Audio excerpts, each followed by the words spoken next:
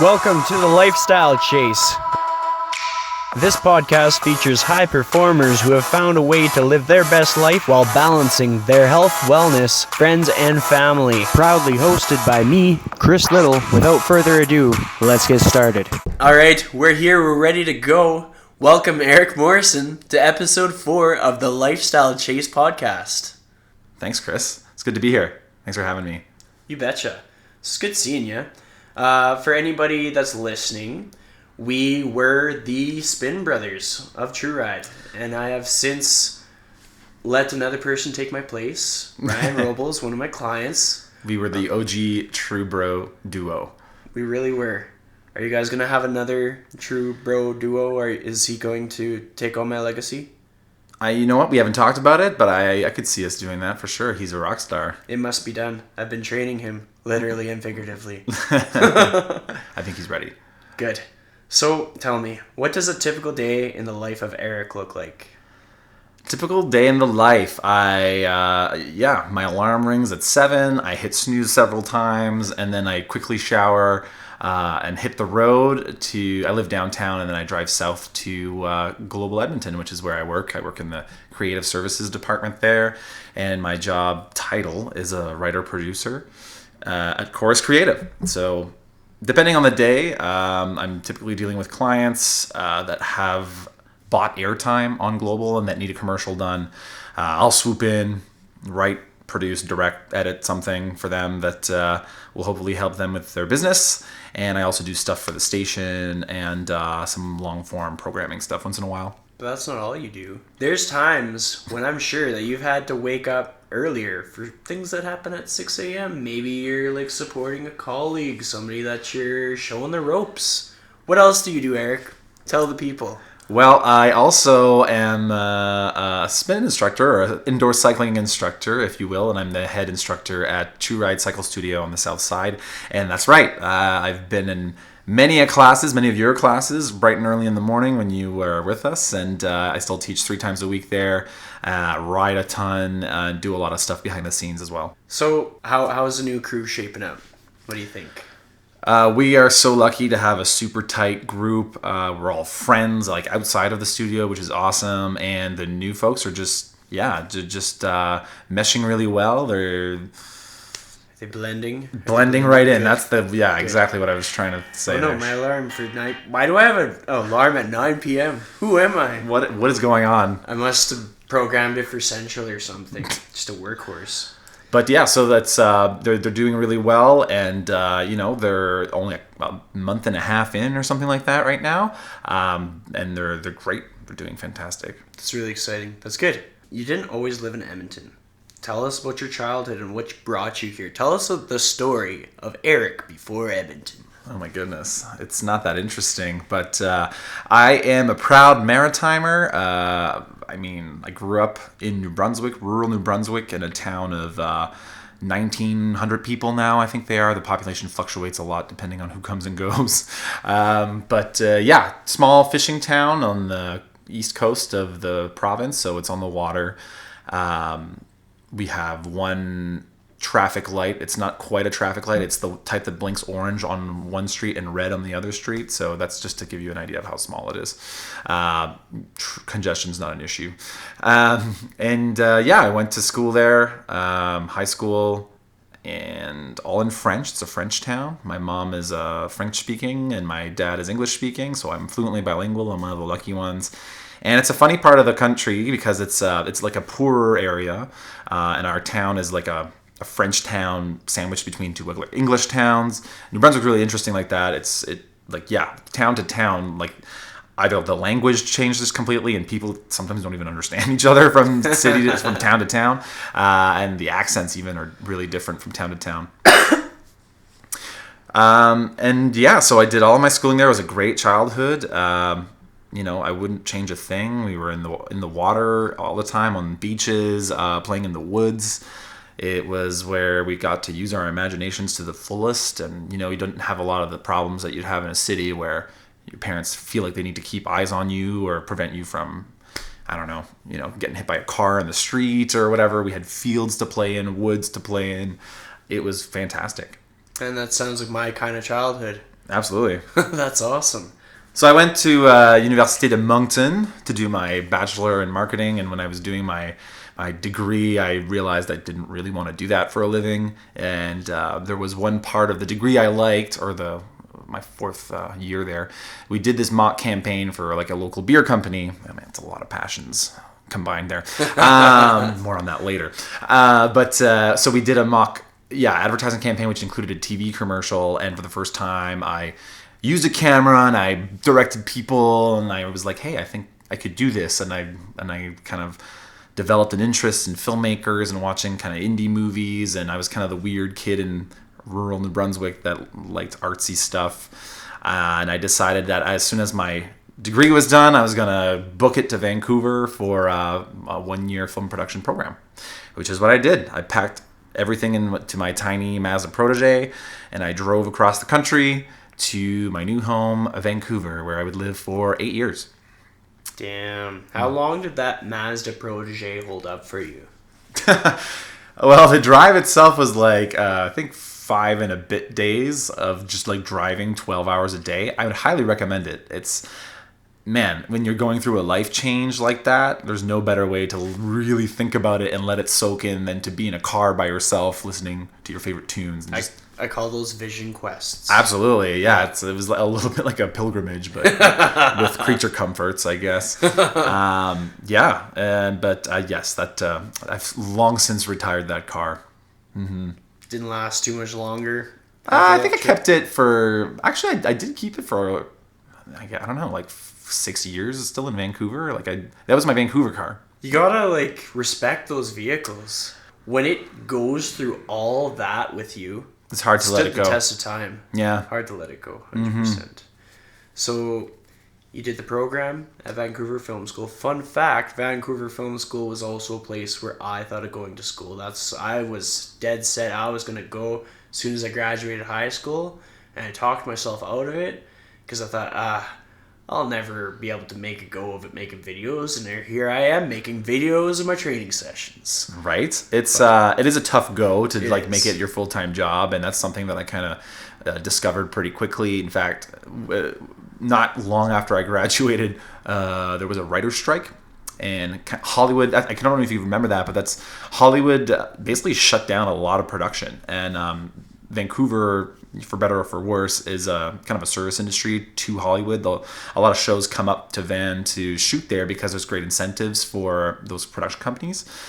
And it dried up overnight. It was just completely different. So that was a terrible time to be new into the industry, trying to make a go of it. There was this job up in Fort St. John for a little media company that actually doesn't exist anymore.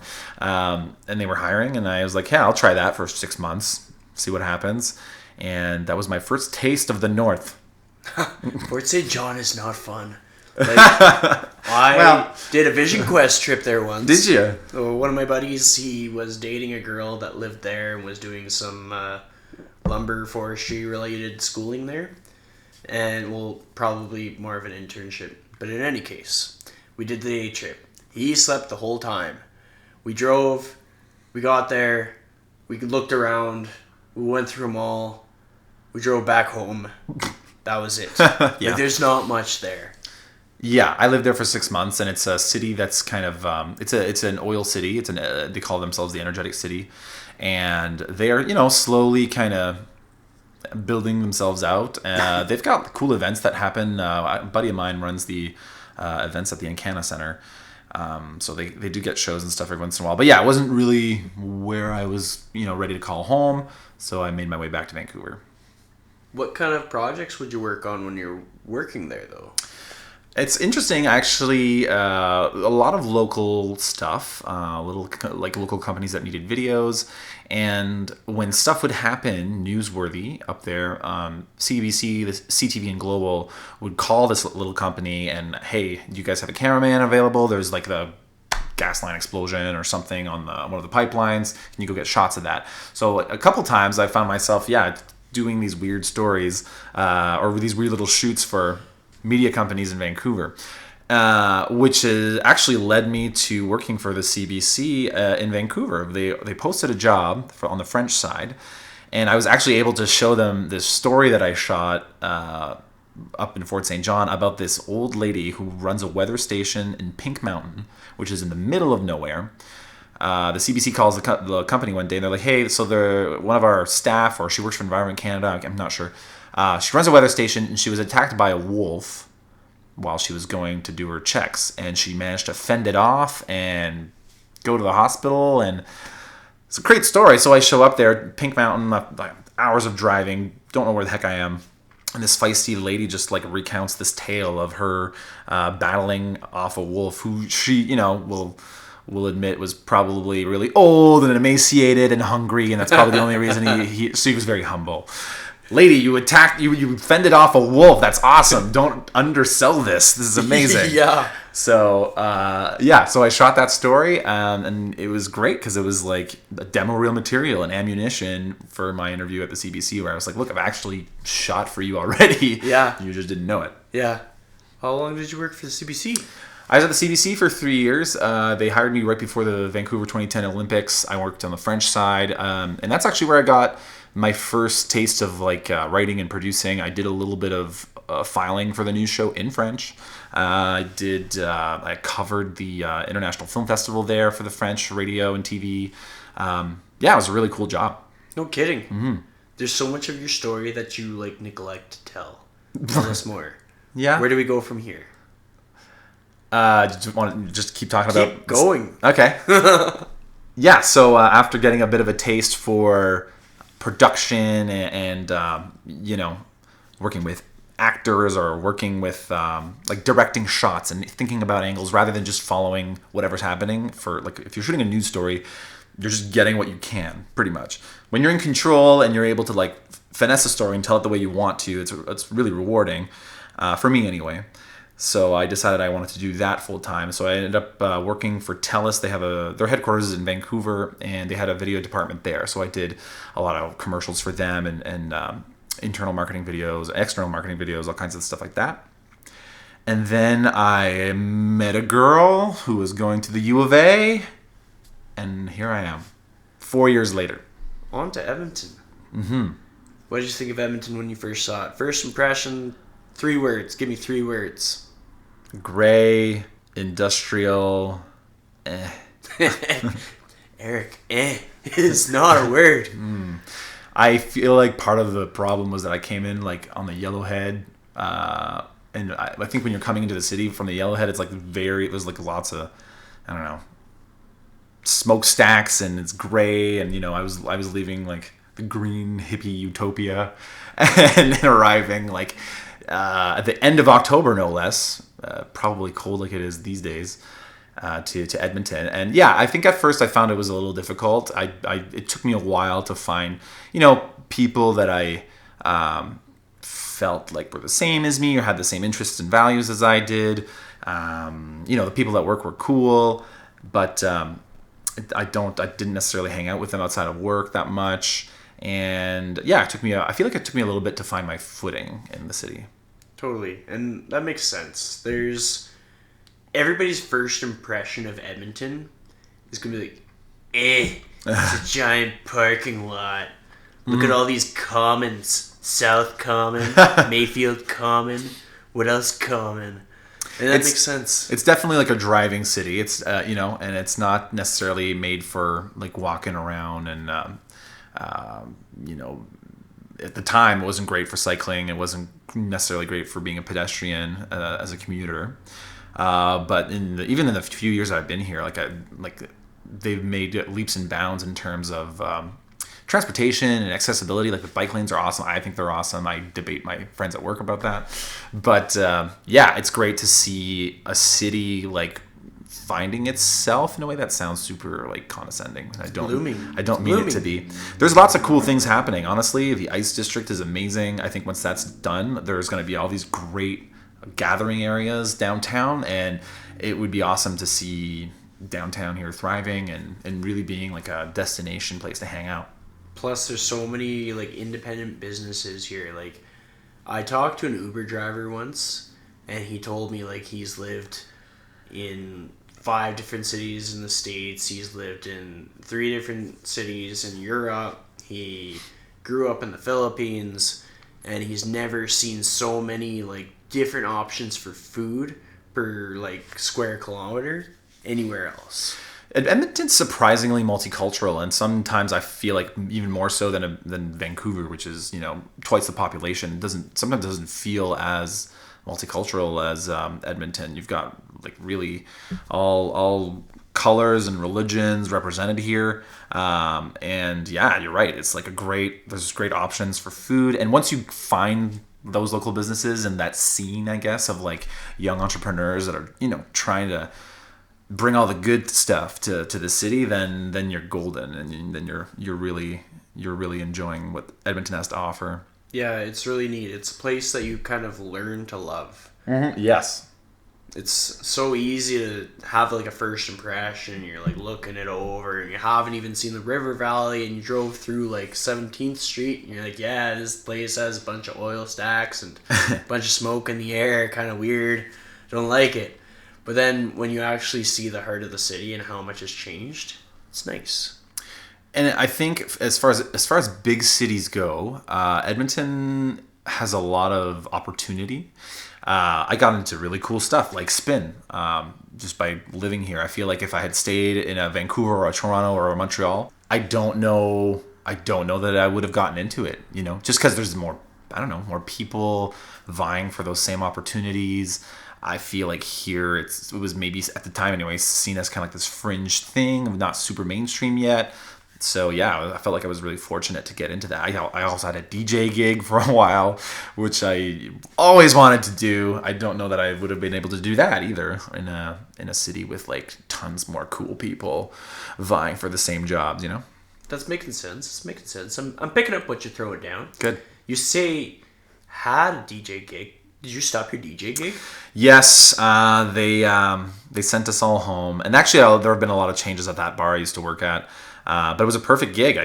I'm an avid record collector, as we sit in front of my ridiculous record collection, and I would just go there with a couple crates of records and play in the background. It was awesome.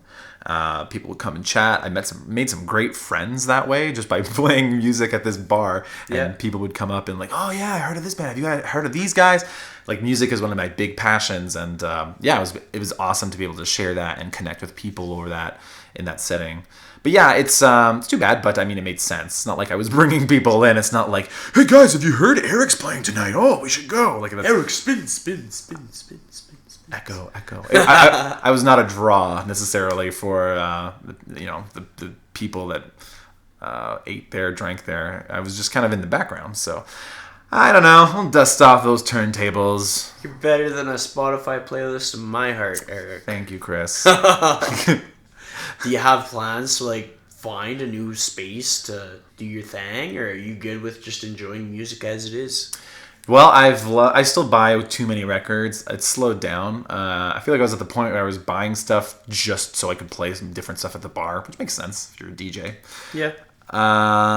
But no, I think I will. I've been toying with the idea of looking for new venues to spin records in. Cool. Yeah. Because if a guy like me knows that, I seem to make a lot of friends. So if I know that Eric wants to spin vinyl somewhere, I'll make it happen. I mean, ideally it wouldn't be from 8 to 2 in the morning like it used to be, because then I had my spin class at 9:30 the next morning. I hear you. That is maybe not ideal for anybody. Maybe a brunch thing if you hear anything. I tend to organize these brunch things. So I've heard of these, yes. Yeah. With your entrance into the fitness industry, I don't think you really saw it coming. Like, how did that sneak up on you? You're a guy who's like into film. You're into like kind of hipster things. You're full on hipster. How'd you get into fitness? I'm like hipster light.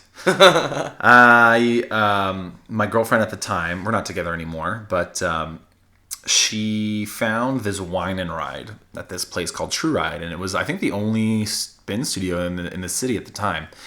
And hey, Eric, we should check this out. And I'm like, alcohol and working out? Sure. That's one way to get me to sweat. That's how they got you. So I showed up and I had a great time. I'd never done anything like that. That's not true. I guess I had done like group exercise stuff at the YMCA. I used to do the spin classes at the Y in Vancouver. Broad Street. But This was different. This was like, it was dark, the music was loud, the instructors were like hype and like passionate. There were candles, lighting the room. It's a big room with like this stadium kind of setting, so like there were multiple levels.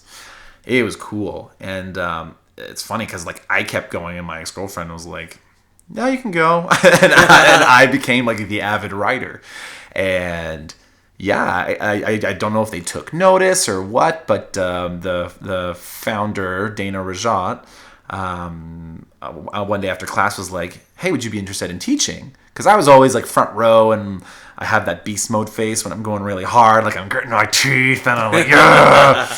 And I guess they liked that. And I mean, at the time, I don't think there were a lot of men teaching indoor cycling, so yeah, the stars aligned, and they onboarded me and trained me. That's awesome. What would you, if you could paraphrase your journey from that point on, and you use 5 words, what 5 words would they be? Your takeaways from being involved in spin, the people you've met, My the experiences takeaways. you've had. 5 words. 5 words. I think community, inspiration, musicality, energizing or energetic, Yeah? and then electricity. I feel like I guess I was telling you this a little earlier. Sometimes I feel like I'm a little bit of an imposter in the fitness industry because I don't necessarily see myself as like a fitness guy. Does that make sense?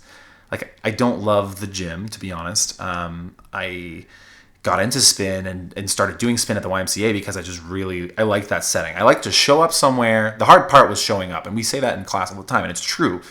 Getting off your ass and like going somewhere, knowing that you're going to, sweat and it's going to be hard, but you're probably going to have fun and it's going to be, you don't have to think about it too much because somebody's telling you what to do. I always liked that about spin, and now to be on the other side of that is kind of cool, but at the same time, I don't feel like I don't know. I mean, not to downplay what we do. I think what we do is great and it's important for a lot of people, but I'm not trying to like, blow minds and like, change people's lives per se. I'm hoping I can have an influence and contribute a little bit to their fitness journey and what they're going through, but it's not, I feel like I don't necessarily teach my class the way, say, like a Soul Cycle would, with like all these like pearls of wisdom and like trying to like, I don't know. Here I'm going to like drop a bomb on you and just blow your mind and have you take this from a different perspective. Mm-hmm. So in Edmonton, there's probably thousands trainers / group fitness instructor guaranteed, without exaggeration, because there's a lot of gyms. Yeah. Each gym has a lot of trainers. Mm-hmm. Now, each trainer has a different personality. So a person looking to get into fitness, they're only going to operate on the same wavelength as a person that they can relate to. Yeah. And so there are people out there that relate to you. You have a cult following. And you know it. I have a following. I think, and maybe that's just it. Maybe it's because I'm just myself and I'm kind of a goofy guy and I don't take myself super seriously. I take indoor cycling very seriously though. Yeah. Like I put a lot of work in my playlists. I think a lot about spin and music that I want to use and how I'm going to energize people and make them want to kick their own butts. But at the same time, I guess it doesn't, I don't overthink it either. I don't know. It's so important to be your damn self. Yeah. Like, that was my favorite thing about teaching at Tru Ride. At the end of the class, I'll be like, the most important thing is be true to yourself. Yeah, for sure. And it's something that I say to people outside of that. That's not like a brand thing. That is like Chris says that to everybody.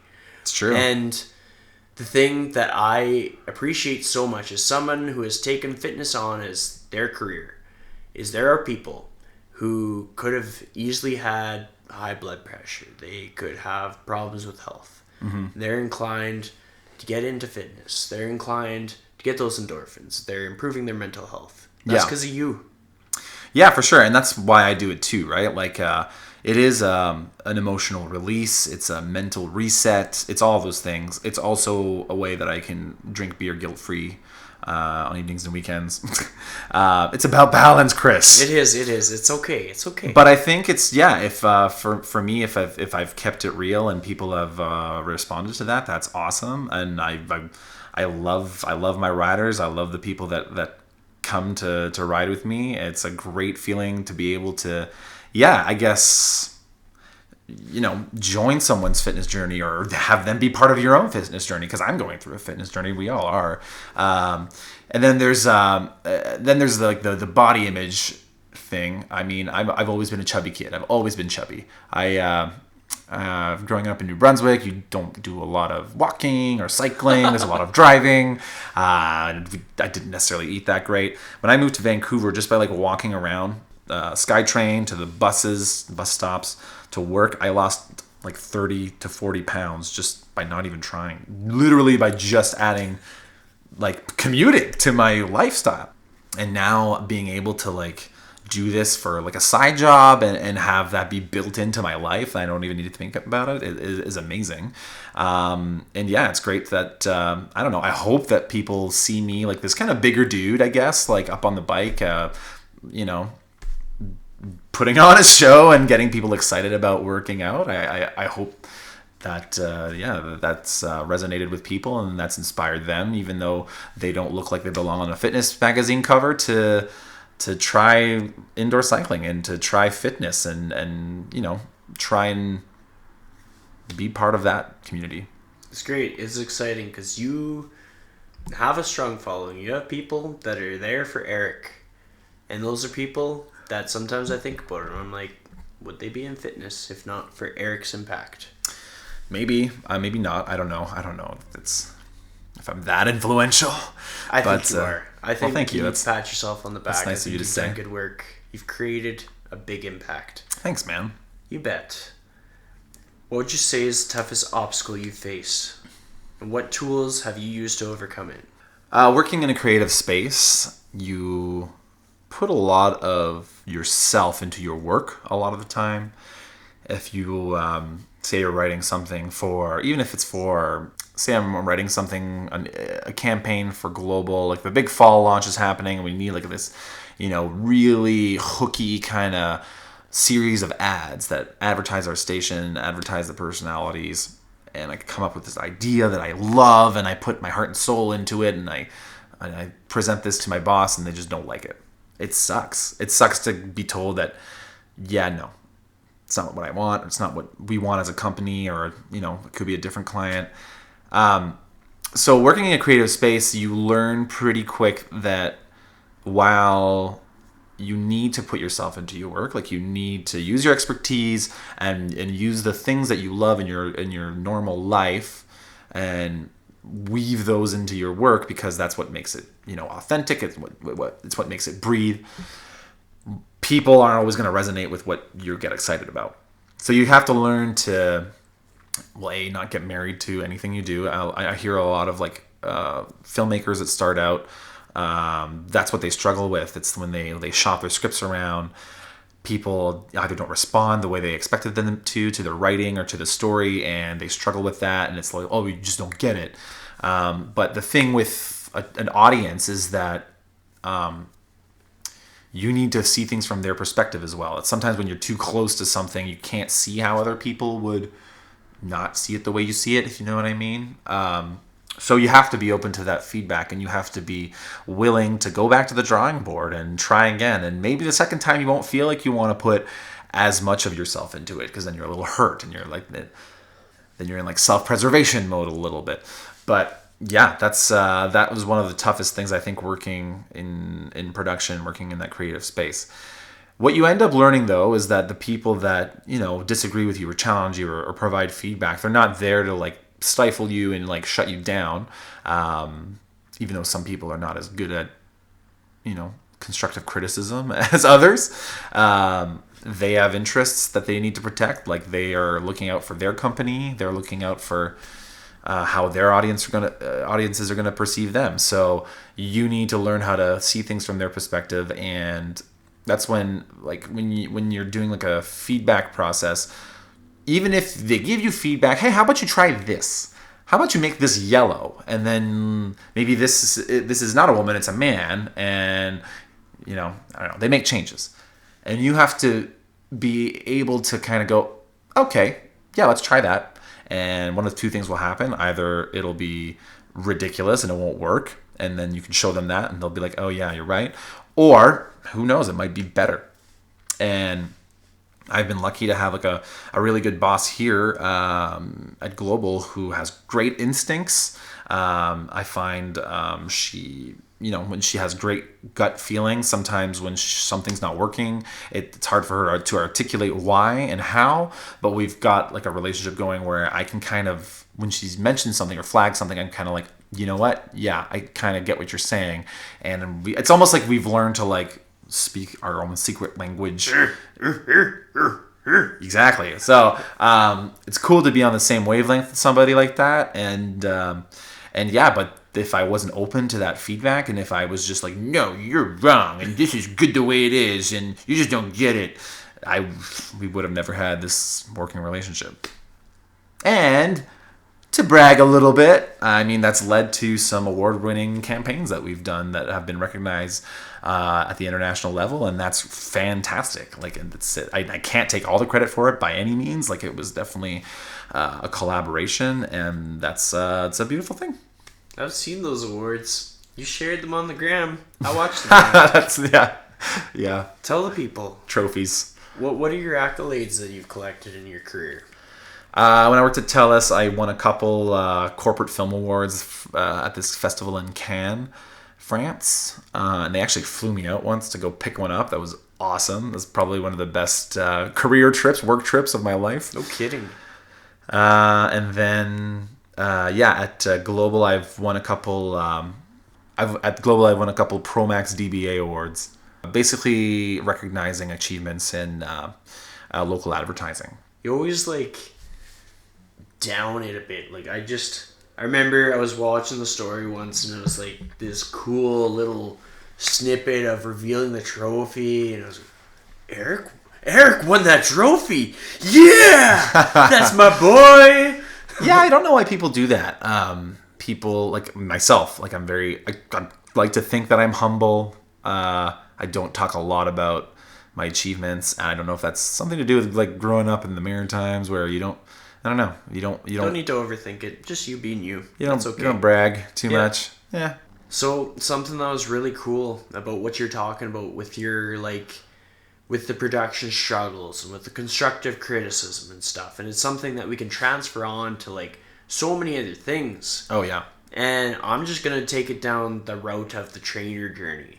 Yeah. So as a trainer, you put yourself out there, you put yourself out there, you put yourself out there, and you're trying to get some exposure, you're trying to get some clients, you're trying to say, hey, I have a brand, and hopefully I can get some clients so I can make this sustainable so I can survive. And for anybody listening, you can pretty much apply this to any industry, really. In order to succeed twice, you're going to need to try at least 8 or 10 times. And there's going to be so many times when somebody says something and it stings and you're like, I don't like the sound of that because that makes me feel bad about myself. And you need to frame it. You're not feeling bad about yourself. You're hearing what they have to say and you're using that as tools to build yourself into something better than what you were before. And I think that's just a great takeaway. And I just wanted to make sure that people could apply that to anything that they're doing. And it's not that I have nothing but trainers listening to this. I'm pretty sure I have a completely mixed bag. Probably have 3 accountants listening to this today. But there's so many, you can't deny yourself some of the victories that are going to come out of every attempt that you put in. It's sort of a ratio. I would say for every 8 times you try, you probably win once or twice.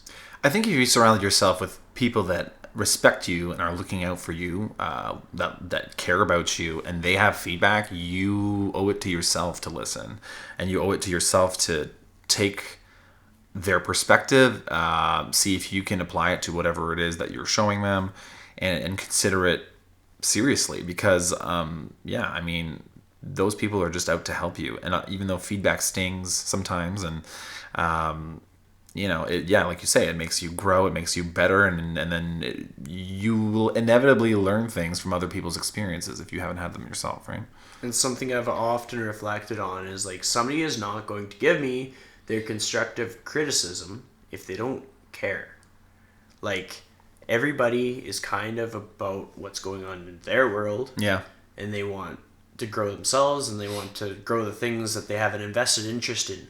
So if they're giving you constructive criticism, they have an invested interest in you. They really do want to see you grow. So anytime like somebody's like, Chris, I wouldn't do that, and it sucks. You hear it the first time, it's like, I put my heart into that, like, or I put all this money into that, or like that was something I was banking on. And it's like this person speaking up on it, like they have a reason that they're talking about it, and they do want to see me grow. So there's something in what they have said that I can take away from it, and it's going to help me in the future. And there's been a lot of situations, like for myself, like I worked at L2. They shut her down. I had to set something new up. I've had some advice, some of it stung, and I've learned to take a little piece of it out of each one. Mm-hmm. I think it's so important that people get like this little snippet, something for their toolbox, so they can be like, I'm going to take that, and that's how I'm going to get over my obstacle. Mm-hmm. But, I kind of stole the show there a little bit. Sorry about that. Well, I mean, and you raise a good point. Like, even what can seem like a dead end or a failure, you're learning from it. I know that's kind of cliche to say, but it's true. Like, what you did at L2 is going to serve you in your next gig. And what I did at, the projects that I had that might have never seen the light of day, because that happens every once in a while, you're learning and you're using those and applying it in your future endeavors. Completely. So, growing up on the East Coast, and you picked up and we moved all the way to the West. Is all your family still in the East? I have my parents, empty nesters now. Good for them. They still live in the house I grew up in a little town called Nigwek, New Brunswick, which I'm told in the indigenous language there means infertile soil. So that's unfortunate. Yeah. Stuff don't grow here in Nigwek. A lot of dirt. Yeah. Useless dirt. Just dirt in them here parts. So I left the useless dirt place, and so they're still there. And stuff does grow there. I think they had it wrong. And I have a brother who lives in Vernon, and he has a wife and 2 kids.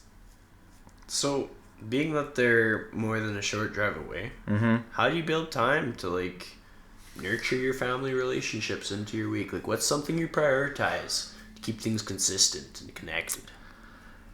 I'm a terrible son, actually. I do not make enough time for my family, unfortunately. I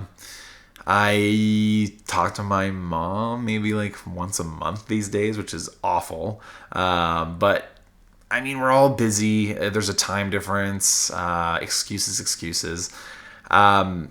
It's hard. It's hard to make time when you're working a full-time job and you have like a part-time job that takes up a lot of your time, and then you're trying to fit friends in there, relationships, etc.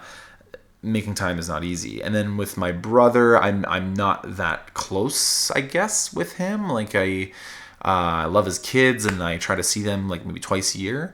But my brother and I aren't like buds or anything. I'm the media and he's in the police force. We're kind of like sworn enemies in some ways. So I can't say that I make enough time for them, unfortunately. As someone who's known you fairly well, I would say, for the last year, as true family grew close, and having that buzzword, true fam. What do you think about the people that you get to choose as your family?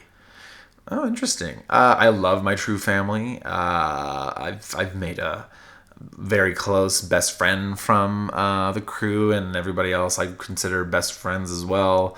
We're like a unit. We look out for each other. We help each other out when someone's having a down day, when somebody's apartment burns down, when somebody gets dumped or has a crappy relationship or gets laid off. These are all things that have happened and that we've talked about and helped each other out with. And we're really there for each other, and we're really lucky that we were assembled and we were brought together.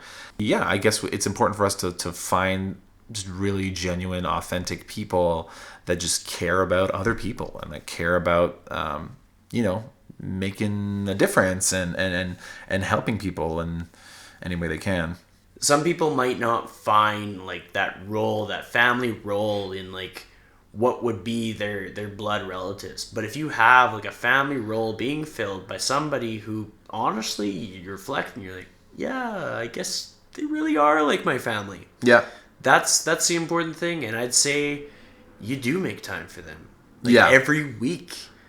Like every week, you know it. Because you're going to see at least one of them when you teach in your class. Yeah. You're going to have that interaction. Oh, for sure. I mean, I hang out with a lot of our people like on a weekly basis, or we text, or we have a group chat going constantly, like a lot of families do. We have our own True Fam chat going.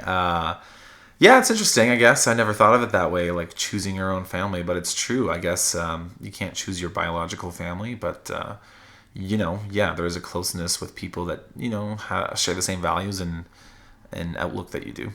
It's so important, I think, to keep that as like a pillar for any situation. There's going to be times when you're really pushing yourself to the limit. And like that's why the group fitness, the boutique fitness, all that kind of environment where they're doing something that thrives on the idea that they have created a culture where everybody gathers. Somebody has somebody to keep each other accountable. You have a bad day, there's somebody that's actually going to give a shit.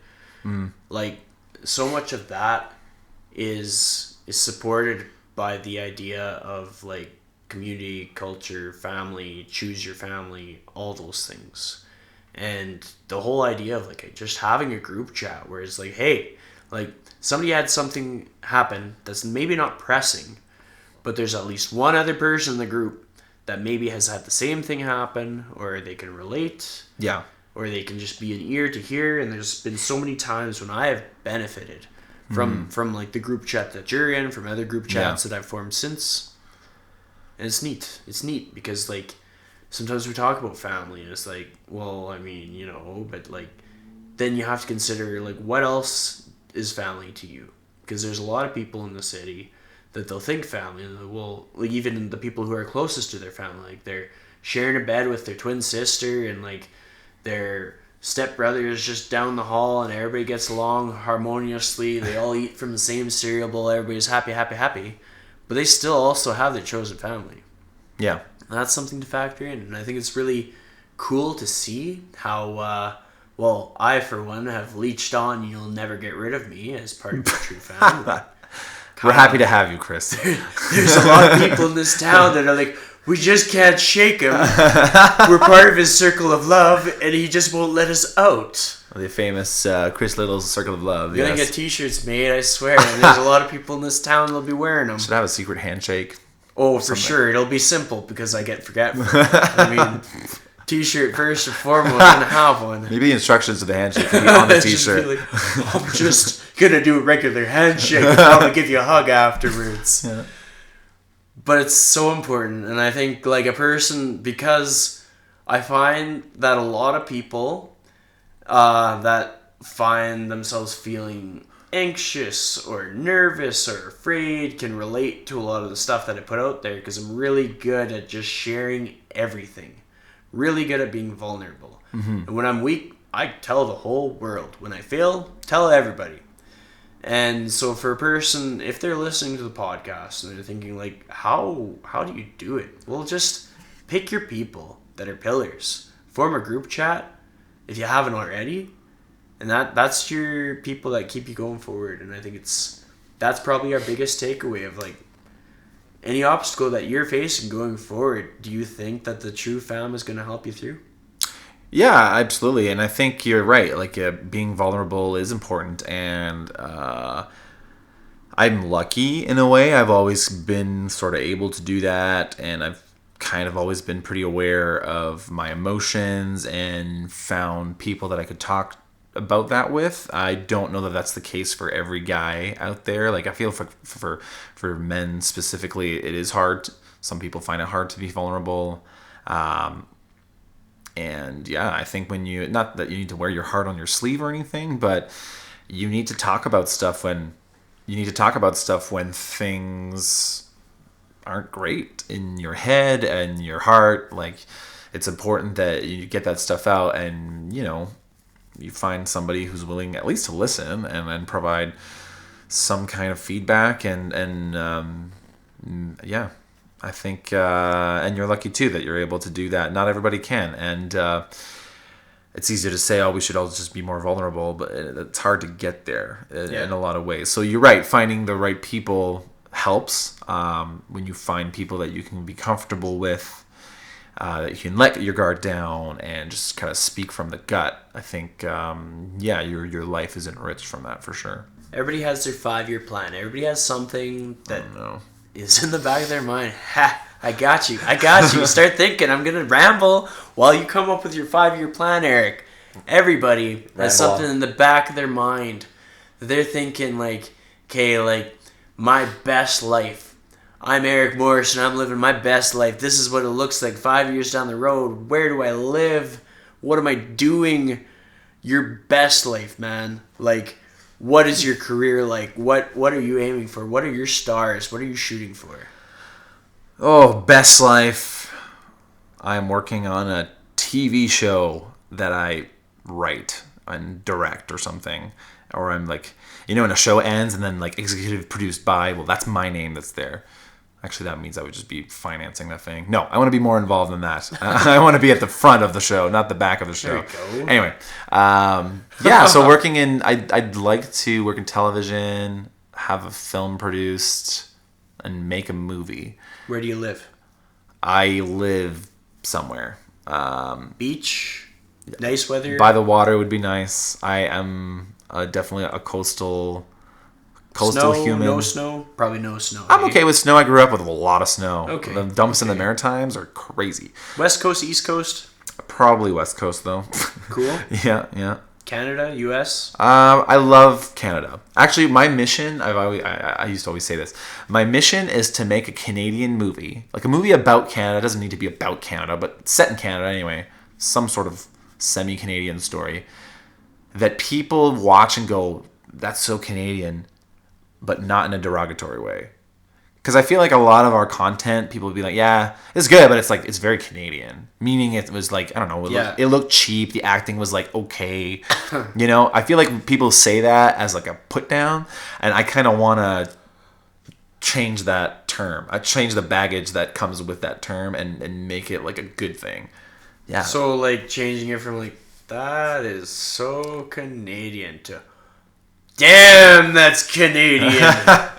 Maybe. I feel like some shows have done it. They've done it, but I feel like they have for sure ramped it up over the last few years. Like I'm pretty proud of some of the production value that's coming out of the country right now. We have creative people, and there's great shows out there like Trailer Park Boys, which I actually love. If you haven't watched Trailer Park Boys, I have. It's easy. I find it's one of those shows I never wanted to watch because I was sure it was terrible, but then when you start watching it, it's really clever. It's really well written. It's a low budget show, so they do the most with what they have, the resources they have, and they have to be really ingenious with how they move the plot along and stuff. It's great, and it's still on now. Netflix picked it up.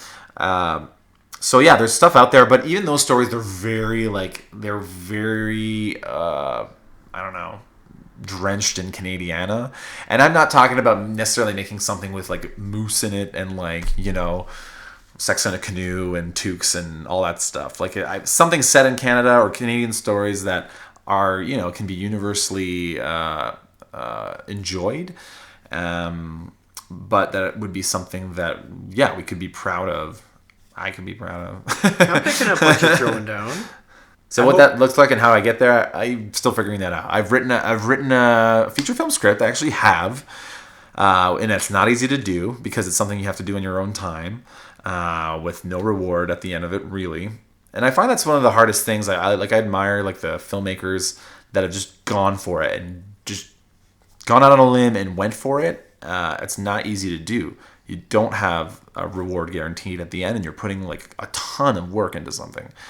Writing 100-page script, not as easy as it sounds. It takes a lot of discipline, and like your ideas need to be flowing, and you need to map it out. You can't just sit there and write a script. Like you need to like think about it and write your scenes on like little cards that you move around, and you're like, how's this all gonna work? And it's daunting. But when you get it done, you're like, wow, I actually have like a thing. I'm holding a thing that represents like what I love and what I'm passionate about, and it's your work. Like it's like the fruit of your labor, quite literally. I guess not that literally. You can't eat it, but so yeah, somewhere in there, I guess sort of a step in the right direction. What's the genre of your script? The script I wrote is kind of like an action comedy. A bit in the style of like an Edgar Wright movie. If you're into Edgar Wright, he did like Shaun of the Dead, Hot Fuzz. What else did he do? Baby Driver, most recently. Like kind of that kinetic. There's always something happening, and blink and you miss it. There's a lot of jokes in there, but that has like some action components to it. And where would it need to be filmed at? Where would be your ideal setting? Well, it's actually set on the East Coast. There is a fishing boat chase, which involves somebody hurling lobster at bad guys as projectiles to fend them off. So that's, I guess, what I mean by like, yeah, it's very Canadian. There's Canadian parts to it, but it's an action comedy at the end of the day. I feel like a good example of that is like Bon Cop, Bad Cop, where it's like it happens to be an Ontario and Quebec officers on this case, but it's like it's a movie that could be easily enjoyed by anybody else. There's like, yeah, sure, there's inside jokes and you're rewarded, I guess, if you get them, but it's a great movie kind of overall. Totally, I agree. Have you ever heard of Shane Fennessy? He's somebody who produces films, and generally he just makes sure that the ship is on course, makes sure everything is going into place. Yeah. I think you should meet him. Does he have money? It's not all about the money. Sometimes. But yeah, a big barrier to stuff like filmmaking is that, yeah, you need to raise capital. You need to finance your movie because you need to pay your crew and you need to pay for actors and stuff like that. So, yeah, but Netflix has promised to put like a lot of money into Canadian content and stuff. So there are things happening. There are venues there that can be explored. So when we release this episode, I'm going to tag Shane. I'm going to tell him to listen. And I might be able to make a connection that brings you like an inch closer. An inch closer to your goal. Because sometimes it's just about having a little conversation with somebody that does something that happened. And sometimes it's about having something that makes a light bulb turn on. Mm-hmm. But that's neither here nor there. That's for after the episode. My next question for you, and it's a pressing one. It's something that's going to take a lot of thinking. What's your favorite place to eat in Edmonton? Ah, my God. You're saving the hard questions for the end, Chris. Goodness. It's tough. Oh, man. Favorite place to eat? Edmonton has some good restaurants. Daravaro was one of my favorites, and it closed recently, you jerks. How could you? What was it all about? What kind of food did they have? You know what? It was like Chris, who owns Listen Records, described this best. He said, as opposed to being like a bar that has food, it was like a restaurant that also had a bar. Yeah. So it was like it was positioned like a pub, but it was like the food was amazing. Like it was like a pub with like gourmet pub food, I guess. So you'd go for brunch and like everything was just really tasty. The ingredients were good. Yeah, and their beer selection was like, is all right, but it wasn't, you don't go for the beer. You don't go to this pub for the beer. You go for the food, which is kind of weird. Anyways, it was amazing. Trying to think what else I really like. I like a lot of the cafes we have here. Little Brick is like a great little joint I love to bike to out in Riverdale. Such a hipster life you live. Come on. Like if anybody saw your beer, they'd be like, yeah, hipster. What? That's okay. Yeah, I guess those are a couple places that I really like. Sugar Bowl is always solid. Anywhere that has a good beer selection and some good food, I'm there. Prairie Noodle House, delicious, good beer.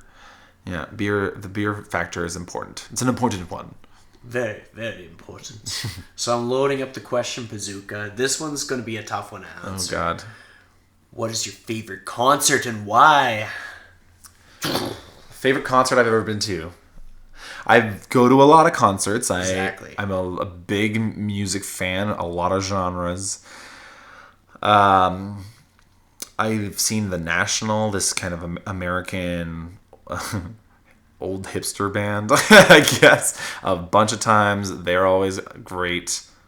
What's one, like, just for a memory that you made from it? Sometimes it's not even the music, stands it's out. the memory. I remember at the Commodore Ballroom in Vancouver seeing Block Party, which are this UK kind of garage. They called it math rock, the genre at the time. A lot of like, tight guitar chord progression. I guess why they called it math rock. And I remember Banquet. They played their big song Banquet, and I love that song. I still love that song. I played in spin class, and this song is like 18 years old or something. I think it came out in 2000. Don't quote me on that.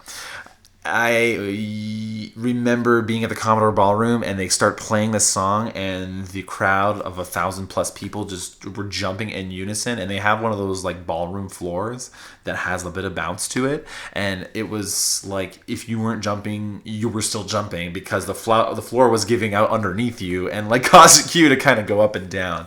I think just the energy in the room and the fact that all these different people from different backgrounds were there just to like party to this song was amazing. There's something about concerts and when people are really into it. It's just a great feeling of like togetherness and celebration, and that's probably why I go to that many concerts. That makes sense. It's like the vibe. Yeah. Going and feel, it's like endorphins and exercise, same thing, right? Most recently, I saw Future Islands at Union Hall, and they were amazing. The lead singer his name's Sam Herring, and he is this super charismatic but kind of weird performer. He kind of looks like a high school drama teacher or something, and he wears like polo shirts, but they're tucked into his pants. Like he doesn't have like the best style, I guess, necessarily. But man, but you remembered him. You remembered all those things. He gets up there and he performs, and he's doing these crazy things, and he has this like amazing growl in his voice. And I went there with some friends that didn't know much about them, and they all walked away like, "What the hell just happened? Like, what was that? That was amazing!" Like, so yeah. That's Future Islands. If you can catch them, absolutely check them out. They're wild. That's awesome. I didn't even know like Union Hall was still a thing. Like, are they still operating full on? For sure. I see shows at the Union Hall quite often. I saw Big Boy there this year, which is really good. I saw the Japan Droids. I'm there once every couple months or so. Yeah. You're one of their regulars. Bonobo was there. They were good. Here for another one. It's me. Another one. Eric Spins. Yeah. So, here's the finisher. This is how we close it off. If you were to give our listeners one piece of advice on authentically living life to the fullest, what would it be? Just be yourself, man. Love yourself for who you are. Play to your strengths. It's funny, every once in a while, I kind of get self-conscious about my spin classes, and I'll ask the Tru fam, like, hey, I feel like I need to be a little bit more like deep and inspirational in what I say, and they're like, why? That's not what people like your class for. That's not that I'm not deep, because people, my close friends will attest to the fact that I, love to have, very deep emotional conversations. But that's not necessarily something that comes to me naturally when I'm up there on the bike leading a class, and I don't need to do that. And my Tru fan is there to remind me about that. So play to your strengths. If you're a goofball that likes music that energizes people, and you have like a personality that gets people going when they're working in a dark room on bikes that go nowhere, own it. That can apply to anybody, anywhere. I feel like everybody has strengths and strengths that they can capitalize on and use to their advantage. And if they're different, so what? People will love you for that. Normal is boring, I always think. And so if you're different, awesome, even better. Be different. Own it. Yeah, own it. I love it. Thanks for being my guest. We'll chat soon. Yeah, thanks, Chris.